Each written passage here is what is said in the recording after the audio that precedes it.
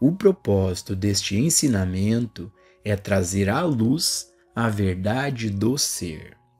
Mas ninguém pode colocá-lo em prática por você, a não ser você mesmo. E o progresso que você fizer dependerá do que você absorver daquilo que está sendo desdobrado e revelado nestas páginas. Portanto, em alguma medida, você deve começar a usar o que é dado, capítulo por capítulo, a fim de assimilar as lições mais avançadas. Isto não é diferente de ter lições de piano ou qualquer outro tipo de lição. Você vai ao seu professor e toma uma lição, mas se não praticar, não receberá nenhum benefício de outra lição do dia seguinte. Da mesma forma, seu desdobramento, compreensão e progresso na verdade estará no grau em que você colocar cada uma dessas lições em prática. Esta verdade não tem nada a ver com uma pessoa humana chamada de professor, mas apenas com um ensinamento ou revelação.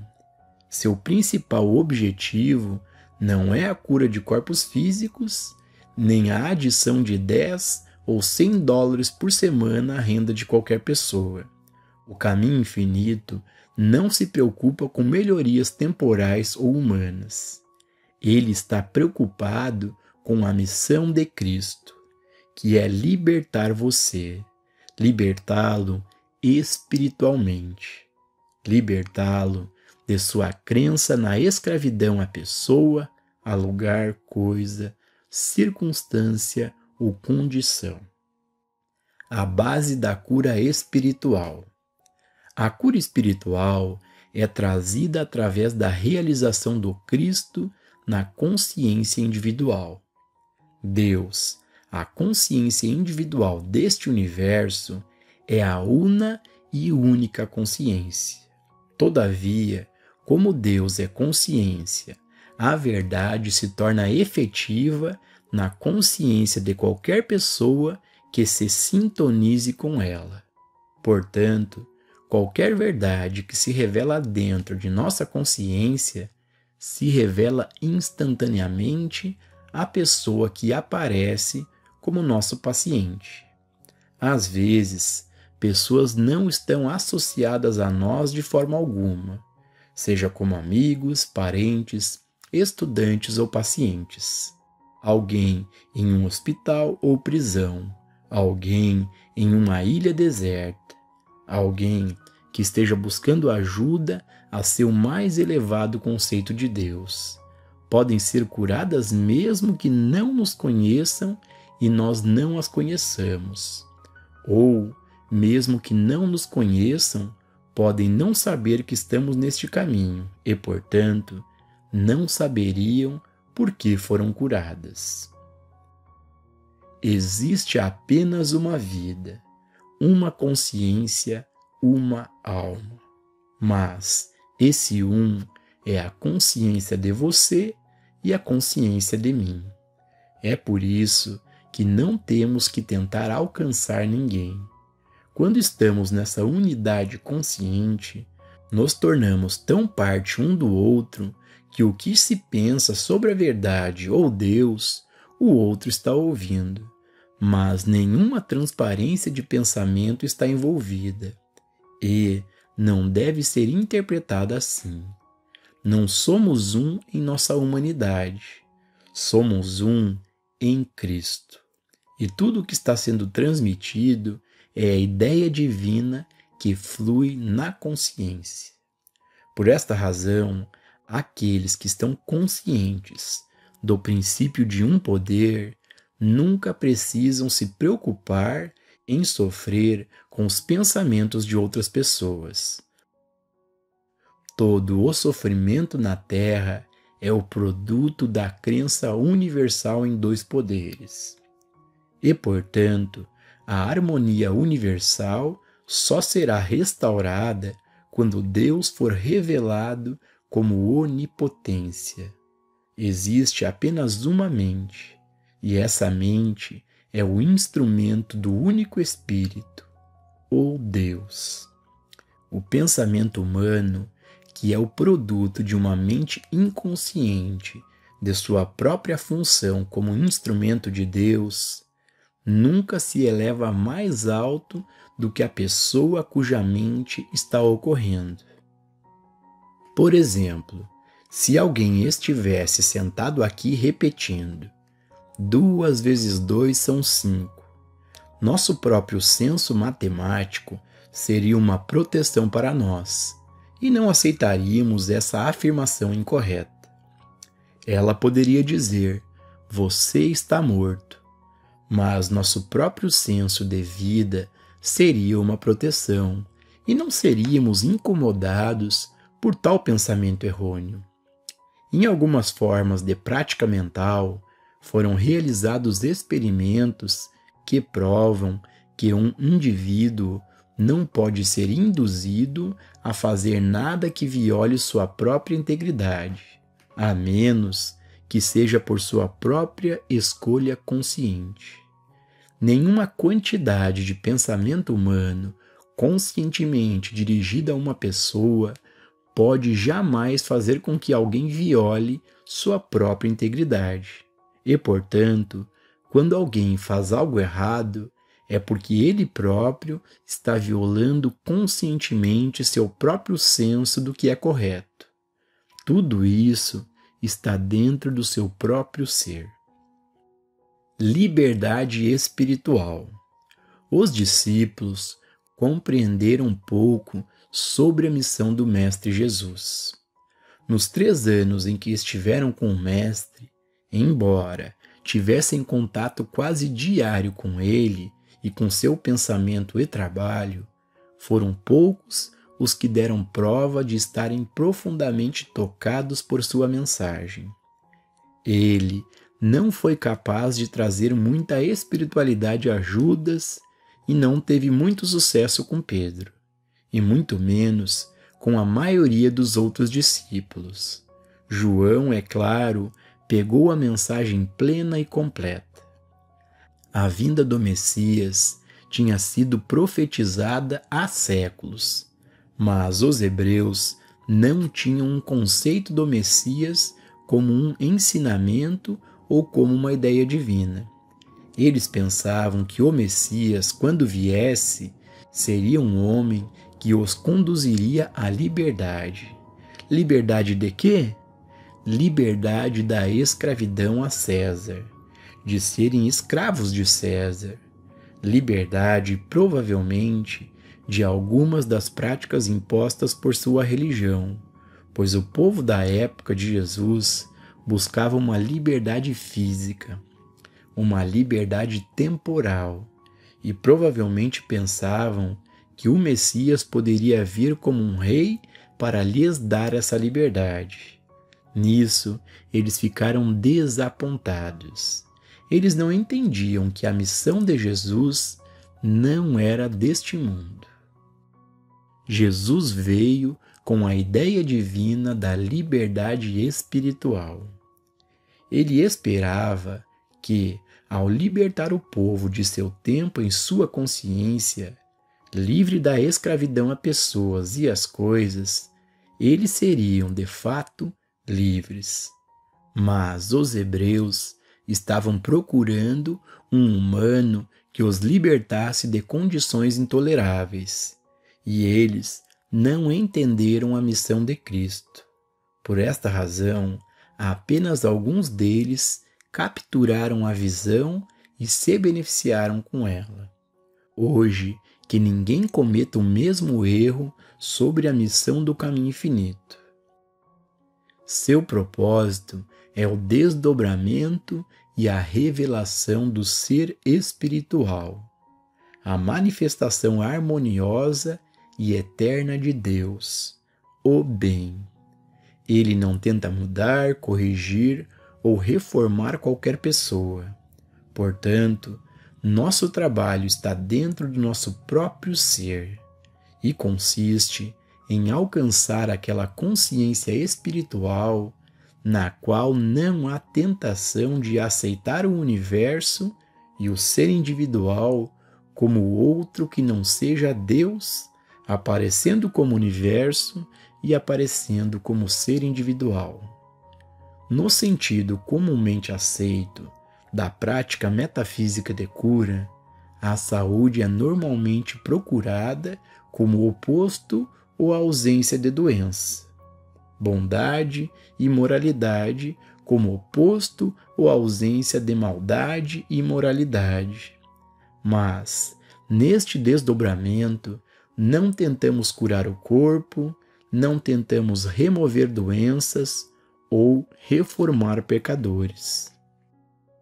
Não buscamos a saúde no que Jesus chamou de este mundo, porque meu reino não é deste mundo. Ou seja, o trabalho do Cristo não está no reino dos conceitos humanos. Entendemos a saúde como sendo a qualidade e a atividade da alma, sempre expressa como corpo perfeito e imortal. Mesmo um corpo humano harmonioso não expressa necessariamente saúde, porque saúde é mais do que ausência de doenças. É um estado eterno do ser espiritual. Além disso, a bondade humana é apenas o oposto da maldade humana. E não é o estado de ser espiritual que devemos realizar e alcançar em nossa abordagem da vida. Mesmo que esta mensagem não se preocupe com saúde humana ou doença, riqueza material ou pobreza, bondade pessoal ou maldade, no entanto, a obtenção da consciência de Deus, aparecendo como ser individual, resulta no que parece ao sentido humano como saúde, riqueza e bondade. Estes, entretanto, representam os conceitos finitos dessa harmonia espiritual que, na verdade, está sempre presente. Quando não estivermos mais presos à crença de que não somos escravos de alguma pessoa ou circunstância e, quando não formos mais escravos do dinheiro, seremos verdadeiramente livres para sempre. Então, não fará diferença para nós que tipo de sistema político ou econômico existe em nosso mundo. Seremos abundantemente providos de qualquer forma de suprimento que seja necessário sobre a forma particular de governo sobre o qual estivermos vivendo. E, se estivéssemos na prisão, ainda seríamos livres. Seríamos como aquelas pessoas de antigamente que diziam: me prender você não pode, meu corpo você pode colocar na prisão, mas não a mim. A mente ou consciência não pode ser confinada. Não pode ser confinada a uma sala ou a uma cadeira. A mente pode vaguear à vontade e pode ser treinada para se elevar acima do seu sentido corpóreo, como realmente estar neste mundo com a sensação de estar livre do corpo, embora nós não deixemos o corpo. Não é possível deixar nosso corpo, porque nosso corpo e nós somos um. Mas podemos deixar o sentido corpóreo dele e sermos tão livres espiritualmente que não estamos confinados nem ao tempo nem ao espaço. Isso é o que acontece quando obtemos nossa liberdade espiritual. Nessa liberdade espiritual, superamos todo o senso de limitação. Por exemplo, não deixamos de usar dólares, mas não nos preocupamos com eles. Os dólares virão, e mesmo que continuemos a usá-los, não seremos mais limitados ou confinados pelo conceito de que os dólares constituem o suprimento. Enquanto pensarmos em dinheiro como suprimento, não teremos liberdade de suprimento. Mesmo que nossos rendimentos sejam duplicados, não devemos nos congratular por termos feito uma demonstração, se ainda acreditamos que dinheiro é suprimento. Dinheiro não é suprimento. Eu sou suprimento. Consciência é suprimento. Esta essência indefinível chamada espírito, que nós somos, é suprimento, e que é onipresente, onipotente e onisciente. Compreendendo a natureza de Deus. Toda vida espiritual depende de nossa capacidade de conhecer Deus e, a menos que compreendamos a onipresença e onipotência de Deus, não faremos nenhum progresso nesse trabalho. Ao longo dos anos, muitos nomes foram dados a Deus. Abraão conheceu Deus como amigo. Nas antigas escrituras hindus, que datam de milhares de anos atrás e compreendem algumas das primeiras literaturas dadas ao mundo sobre o assunto de Deus, Deus é referido como mãe e às vezes como pai. O grande místico hindu moderno, Ramakrishna, conheceu Deus como mãe Kali, mas muitas vezes termos como mente, princípio, alma, luz, espírito, amor e outros dos sinônimos bem conhecidos de Deus também serão encontrados nas escrituras hindus. No entanto, como era da natureza dos primitivos hindus, como dos primitivos hebreus, a personalização, eles se aproximaram de Deus da maneira que eles melhor entendiam, como uma mãe amorosa e, ocasionalmente, como pai.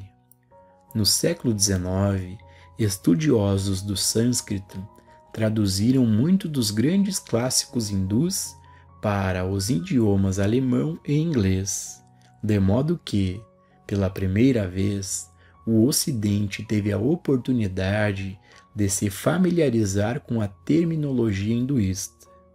O resultado foi que muitos dos seus conceitos de Deus penetraram na literatura do século XIX.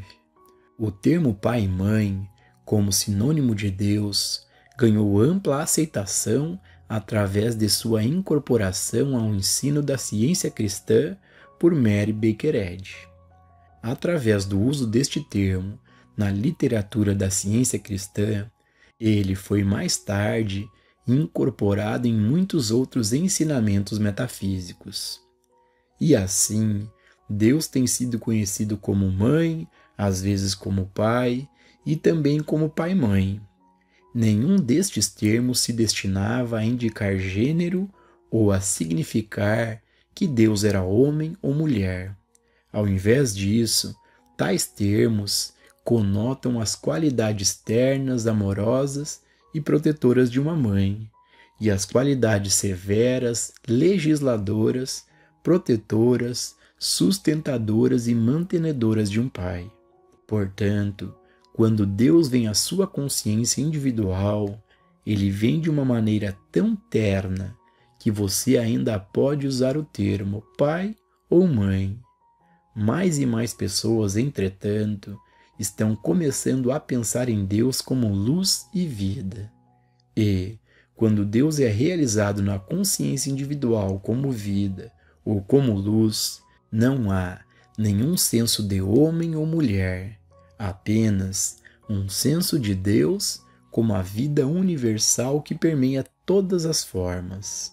Deus é a vida que permeia sua forma, a vida que permeia a forma da árvore, do animal e da flor, impessoal, mas ainda assim a vida.